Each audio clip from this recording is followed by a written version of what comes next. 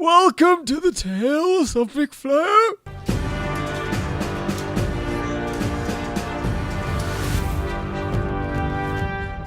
Hello, welcome to Tunnels and Trolls. This is an 8th edition, also known as the deluxe edition. And we will be following McFlare on his adventures. Hello. Thank you to the people at Tabletop Audio for letting us use their sounds. Previously on Tales of McFlare. McFlare gets a job on a ship. He finds a mysterious feline friend that he thought was long lost. And he brought 2 of his friends with him. Now they're on a ship looking forward to their next part of their adventure. Hey, you pet the camp. At this point you hear people start coming down the ladder and on the second deck, and then you see one of the guys, Sin, roll into the poke his head inside the door and says, "Come on, it's eating time." So all of you kind of get up and you kind of walk this big line to the kitchen. And everyone kind of piles in. You can see Victor behind the stove cooking up some. It's more of kind of preparing meals. Like how I see this is it's me, Rose, Claw, then the cat. Cat doesn't get a seat. There's no room for a cat. No, just like walking in there. Oh, okay. You kind of come in. You can see the captain sitting at the head of the table, obviously at the captain's seat. You can kind of sense there's an order to seating, like by rank almost. So you're kind of like at the back of the table with like Sin, Griffin, and Dirk. They're kind of all sitting at the end.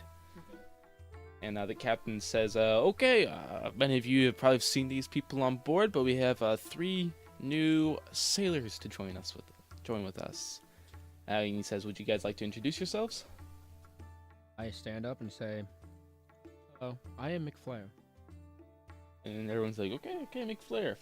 Okay. And then Rose and Claude do the same thing. That kind of, Rose does something a little like childish. Like, "I'm Rose." Kind of jumps on the table. You kind of just like pull her off. Like knowing like this isn't right behavior.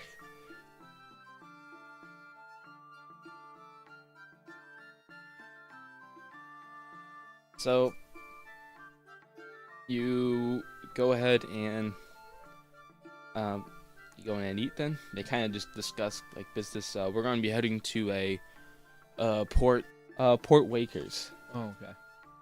Port Wakers, where we'll be selling our sugar that we have aboard. Sugar. Yes, please. Come and pour it down on me. I think that's how it goes.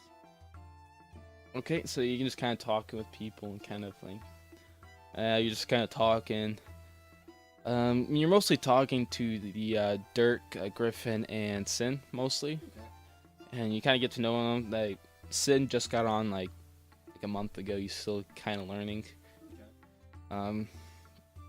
About Griffin, as well as Griffin and what was his name?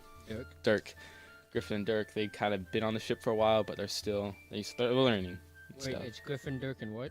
And Griffin, Dirk, and Sin. Okay. No. It'd be Sin. Sin's the new guy. Sin's the new guy. Okay. Okay. I was The right. newer guy. The newer guy, yeah. Yep. So, they kind of just eat your meals, and they're kind of like, well, guess it's time to sleep. I have some food left over for the cat, and I just feed it to it. So, would you just like to go to bed, pretty much? Yeah. So you all kind of pile into the crew quarters. Mm-hmm. Like, a few of you claim the beds, but there's, like, a lot of people hanging in hammocks above you and stuff. It's really, you really want to claim a hammock? So you just hop in a hammock. Yeah. Does the cat jump in with me? Yeah. Yeah. Kind of, like, sits on your side. Like, actually on top of you, like, almost on your face. Just kind of, like, purrs all night, just annoyingly. So did you just have a good night's sleep? Yeah. You sleep off the night. Then all of a sudden, you hear rustling early in the morning. You look down and see it's Victor running around, cooking and stuff like that. Get up to help Victor. You go out and help Victor, and Victor's like, really, I don't need much. It's more of a grab-and-go breakfast. He goes down the hold as you, do you want to help him at all? Yeah, I want to help. So you go down the hold with him. He throws like like 5 bundles of food with you. He says, okay, bring them upstairs. So you bring it up to the kitchen. He pretty much just lays it out on the table. Okay. Got it. And then he goes over and just screams, like knocks on the captain's door softly. Hey, it's mealtime, get up. And this groggy old man, okay, all right. You want to take a guess? That's Claw. No, that's the captain. Oh. He's groggy in the morning. Really? Yes. And then he runs into the crew quarters and just screams, get up! It's 8! So, go and eat pretty much. Nothing happens, really. Just kind of talk and stuff. By this point, you're getting kind of used to everyone. Everyone else is getting kind of used to you, and you're all just kind of like comfortable talking around each other now. The captain says at the table, well, it's time for us to leave to go to the port wakes. Okay, so he goes over and he says, okay, everyone man your stations. He kind of assigns each of you with like 3 of the, one of you with Sin, one of you with Griffin, one of you with Dirk. Kind of like to assign you guys. The old man with Dirk. Yes. Can be if you want. No, man shouldn't really be doing much. He should be helping the one guy who fixes everything.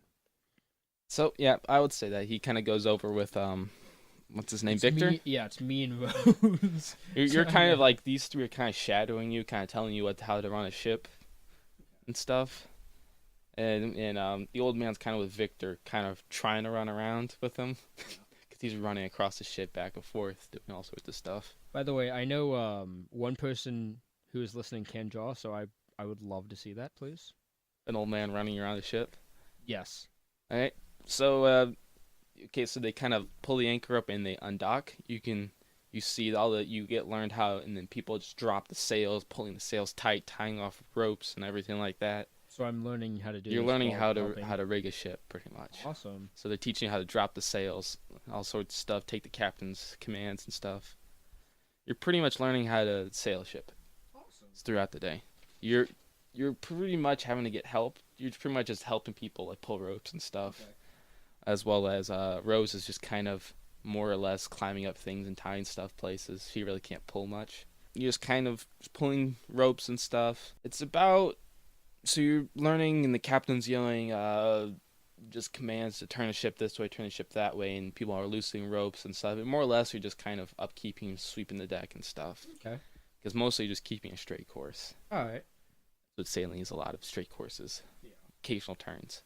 You're starting to sail all day, and about 1 day goes by of you just learning, and you're kind of just eating and learning as well.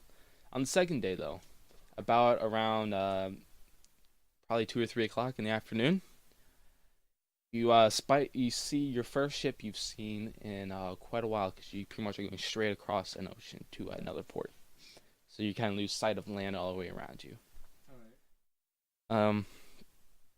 So you see your first ship in the whole day, and it looks like a merchant ship. So they kind of hail each other. The captain screams out and waves a hailing flag. It's a universal flag, and they kind of come close, drop their sails, and there's like a conversation across the ships. Pretty much they're just explaining that there's high tides. How are you doing? I'm doing all right. What? I'm doing all right. That's pretty much what happened. They're probably just explaining like what things are happening in areas. Can we add like an echo to that voice? Maybe. Let's see what I can do. There's actually an echo tool I can use. Yay! So we'll try and remember. So you kind of go across, and you kind of go your own separate ways. All of a sudden, you see a ship very similar to what yours looks like. Across the ocean, you wave a hailing flag. The first mate waves a hailing flag, kind of like signaling, "Hey, we're friendly. Just want to talk if you want to or not," and it just keeps coming straight towards you. Straight towards you. The captain's now starting to get very weary about what's happening because they're not responding at all. They're just sailing straight toward us. At that point, you see the ship turn sideways, and you hear a loud explosion as cannons are fired.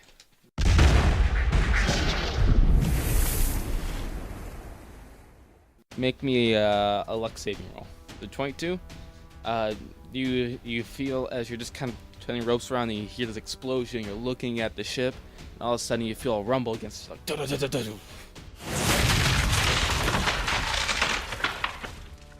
you kind of like stumble, but you manage to catch Ren, yourself.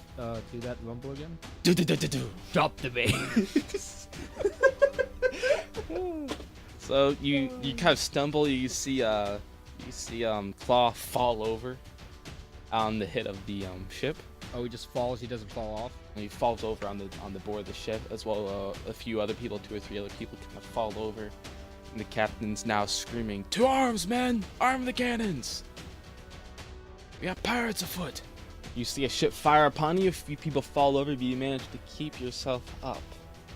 The captain now yells, "Man the cannons!" And he is going to direct it to his first mate to take charge. What are you going to do? Follow orders. Okay, follow orders. So, the first mate yells at Ruby to commandeer 4 men to take the guns. They pick you, and they tell Rose, go get powder and ammo. Tells her to get just 1 bag and get 4 at a time, as much as you can handle. Just bring it up to each cannon. He grabs you as well as Sin, Griffin, and Dirk to run up to the cannons. Right. So the lady is more. Griffin's more of trying to help you, trying to lean along, learn, and you pretty much load the cannon with the powder and just following like what Griffin's doing pretty much. Yeah. And you can see Rose running back and forth with like giant cannonballs in her arms with like this big sack of powder on her, like just kind of running over. Oh, that's adorable. Just running, it's like just dropping stuff and kind of like rolling it toward you. Like there's like a little like dip in the groove that you can like put stuff in. It's like a cannon on wheels. You pull the cannon back, throw stuff in there. She Rose looks at everything and looks like everyone's ready to fire. Then all of a sudden she yells fire, and you ignite it, and all of a sudden you hear a boom, and you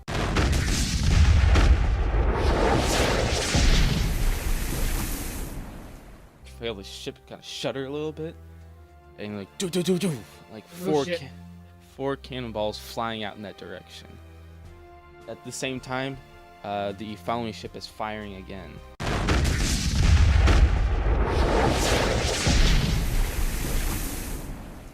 Yeah, I look at Rose and ask her if she feels better now.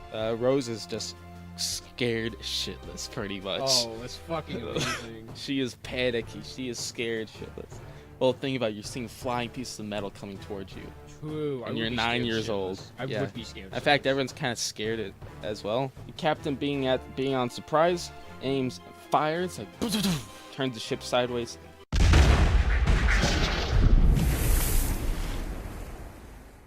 Fire. You can see the cannonballs kind of ricochet in the air, kind of flying in different directions. They hit your ship.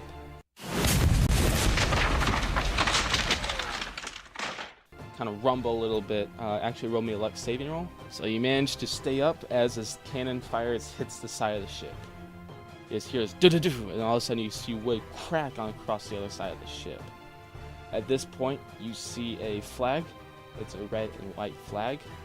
You recognize it as "Please surrender" or else. And yeah, so you see that, and the captain's like, "We shall never surrender. Another volley."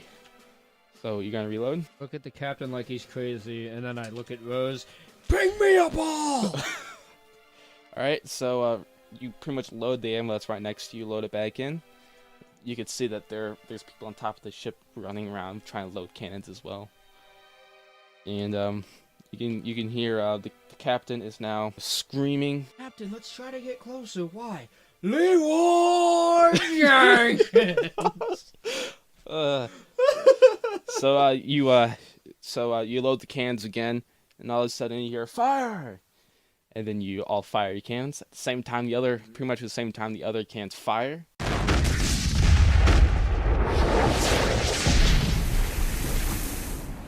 Cannons kind of hit. A lot of them ricochet off each other, and a few of them just bounce off the hull of the ship. Yeah. No damage was dealt to either ship.